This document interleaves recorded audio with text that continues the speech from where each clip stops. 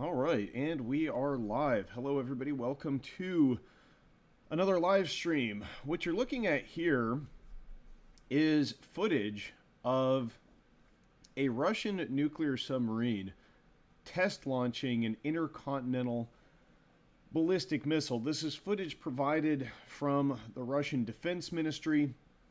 This is a missile capable of carrying multiple nuclear warheads. Reportedly, this is from the White Sea, and this is the last test before this specific submarine will be admitted into the fleet. But we're going to be seeing a lot more of this weapons testing as things play out here, folks, because we've got the Russians a couple days ago revoking the Russian ratification of a global nuclear test ban treaty.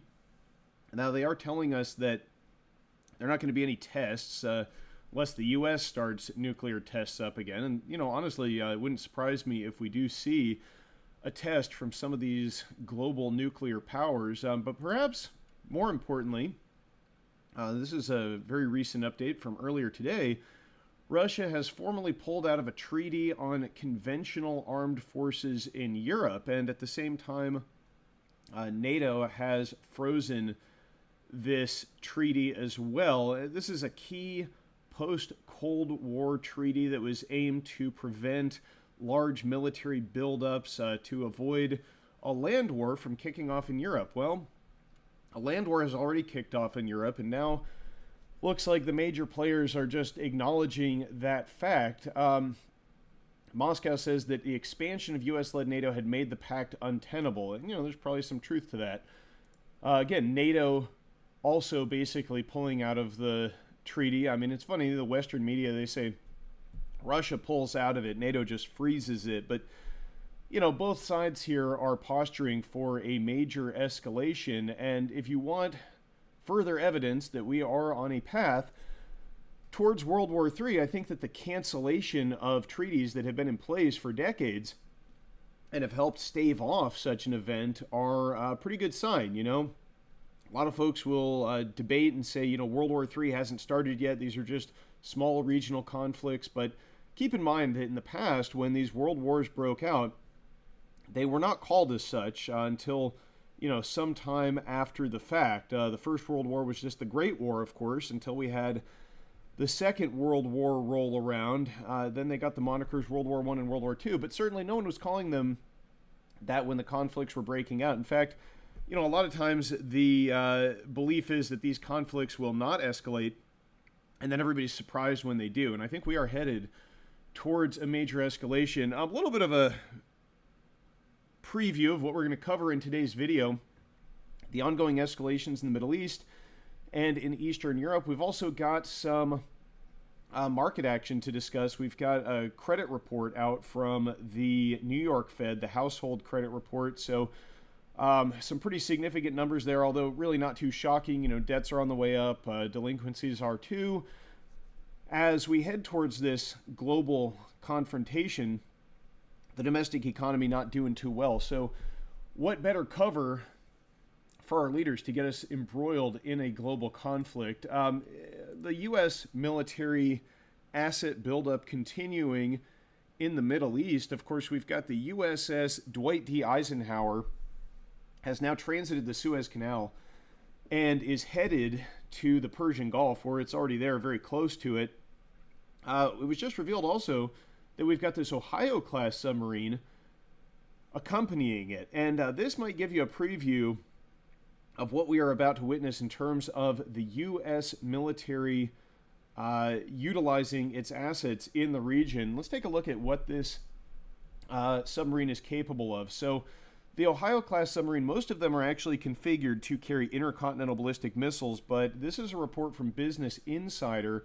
A Navy insider has told them that it is a guided missile sub, not the ballistic missile configuration. So this is a guided missile submarine capable of carrying 154 Tomahawk cruise missiles. So, what might those be used for, do you think? Head into the Persian Gulf, right off the coast of Iran, 154 guided missiles.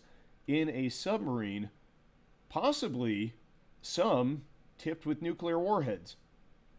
Tactical nuclear warheads can be delivered via a Tomahawk cruise missile, so some pretty heavy firepower there. Now, if you want an idea of what this might be used to accomplish, we've got this tweet from back on October 8th from Lindsey Graham, who said that an attack by Hezbollah and other Iranian proxies would be devastating to Israeli security systems, defense systems. If such an attack occurs, Israel and the United States should go after the Iranian oil refineries and oil infrastructure, which is the lifeblood of the Iranian economy. Now, how close are we to an event like this taking place? Well, same guy, Lindsey Graham, kind of a shill for the military-industrial complex, not going to lie. I mean, that's my take on it, but, trying to remain objective here. But he says, more recently, on October 31st, is it a red line for Iran to orchestrate an attack on our forces that kills an American? Can we say publicly to the families who have service members over in Iraq and Syria that we will hit Iran if they kill an American through their proxies? So, I think we know what the red line is going to be. And this should be an alarming red line when you consider the fact that now, most recent update, there have been 38 attacks targeting U.S. forces stationed in Iraq and Syria. That number keeps moving higher. And according to this report, there have now been 46 U.S. military personnel injured.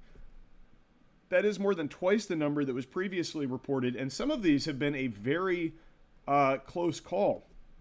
No fatalities yet, thankfully, among U.S. military personnel in the Middle East, but it seems like at the rate we're going, having forces stationed there provides a nice target for these Shiite militias, and it's only a matter of time until something bad happens here, folks, and, we're going to see U.S. reprisals. Now, should the U.S. target Iranian oil infrastructure, for one thing, that could knock as much as 2.2 million barrels of oil of production offline, about 2% of global totals. China is certainly not going to be too happy about that. That's where most of that Iranian oil is headed. And also just global oil supply would be significantly impacted by this, not the least to mention that if this plays out, very likely the Strait of Hormuz, where about 20% of oil production from these Gulf states flows, could very well be closed by Iran. And so, seems to me, when we look at what's going on in the markets today, we can go ahead and do that right now, the price of these assets is really not reflecting these risks. You've got crude oil today dipping beneath $80, down to $78.32. I mean, I view this as a huge buying opportunity for the energy sector.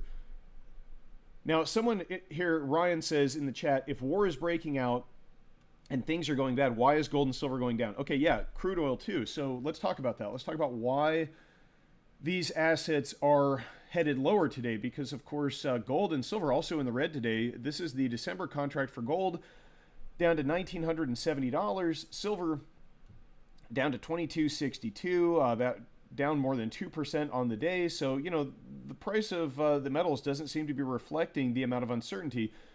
By the way, today seems to be like a good buying opportunity for all of these assets to me. Not financial advice, of course, but I'm thinking about picking up some more constitutional silver. SD Bullion has a sale right now on 90% junk silver coins for just over 18 times face value. Any quantity, this is probably what I'd be picking up. So anybody out there who's looking for some hard assets, make sure you check out SD Bullion. They got some good deals going on right now. I think this is one of the best deals right now on junk silver available. It's one of the best ones I was able to find anyway, shopping around. But they seem to be on the decline. A lot of it today, I think, has to do with this fellow here, this lovely central banker here, Neil Kashkari. So he had some very hawkish words to say today. Or actually, this is yesterday, but he said that the economy has proved to be really resilient, even though we've raised interest rates a lot over the past couple of years. We haven't completely solved the inflation problem. We still have more work ahead of us to get it done. So a bit of a hawkish speech from Neil Kashkari. And it seems like that seems to be putting a bit of a damper on precious metals markets today. Here's the thing, folks. Yeah, I think that buying more is probably the thing to do when the price falls because, right now you get some goon like Neil Kashkari opening his mouth and the price of the metals drops. Well, that's a gift to us because, when you buy physical metal, when you buy physical silver that you can hold in your hand, you're not doing it so that, the price goes up $10 and then you flip it and sell it. If you want to do that, just go buy the SLV or trade the SLV, whatever, paper stuff. You buy physical metal because there's going to come a day when markets are driven by real market forces and not by what is coming out of the mouths of central bankers. And when that day comes, that's what we're, stacking gold and silver for. When the Fed is no longer able to jawbone markets in the direction that it wants. Also today, kind of interesting, got the 10-year yield coming back down. It was up yesterday, down today. Seems like maybe this will be a temporary phenomenon because of the anticipation of all the liquidity that this conflict is likely to drive into the markets. Because assuming it doesn't escalate into a broader regional conflict, there's still going to be a lot of money created to rearm Israel. They've dropped something like 6,000 bombs on Gaza. They're going to need to replenish those. It's going to come from the U.S. We're going to have to pay to replenish these armaments that have been depleted. And it means a lot of money is going to be pumped into the system. So I think that could be why we see the yields dropping on U.S. Treasuries today. The stock market, all three major indexes catching a bid. So, that's what we're seeing today. A little bit of a risk on safe haven bids like gold and silver in the red. I like that personally because, I'm in the market to buy more of these assets, not interested in selling them anytime soon. And so, when you see them in the red, despite the fact that we're on the verge of World War III, I think that that's, again, an opportunity. You want to know why? It's basically guaranteed, if you ask me, that interest rates on the U.S. Treasuries are going to continue to rise. I mean, just look at this. U.S. national debt, now over $33.7 trillion. We're borrowing at just an incredible pace. The money creation, the money borrowing from the future and, pumping it into the now is continuing to just absolutely explode. And eventually, this is all going to have to be paid for one way or the other, whether that be through higher rates, because, it's riskier and riskier to loan the bankrupt U.S. federal government money, or perhaps we'll pay for it through inflation if the Fed decides to fire up the printing presses and buy a lot of that debt. But either way, it's baked into the cake at this point, either massively higher rates or massively higher inflation, or possibly both, if you ask me. Now, we've also got some economic news today. We had this report from the New York Fed, the Household Debt and Credit Report. Pretty alarming numbers here. I mean, not really shocking, I have to say. But we've got credit card balances now at $1.08 trillion. Delinquencies increasing for most debt types. So across the board, consumers, businesses, less able to pay and service these debts that are growing along with rising rates. It's a 4.7% increase. We can delve into the numbers here a little bit. 4.7% increase over the last quarter in credit card balances. So that's a pretty fast pace there. They increased by $4.8 billion. That's a huge increase in such a short period of time. The U.S. consumer coming under a tremendous amount of stress here, folks, tapped out by rising rates and rising inflation. Now, this is a chart of the delinquency types, and I think this is interesting. This gives you an idea of why the U.S. financial system is in so much trouble here. We've got the different types of loans, the delinquency rates. Now, student loans very low, of course, because, they've only had to pay on those for the past month, right? I think October was the first time student loans had to be paid. So, this number will probably be ticking up eventually, but you got to actually have people paying the loans for a little while to have them default on them. Mortgage rates beginning to tick up, the defaults, although still much lower, you can see, than pre-pandemic levels and also than historical levels.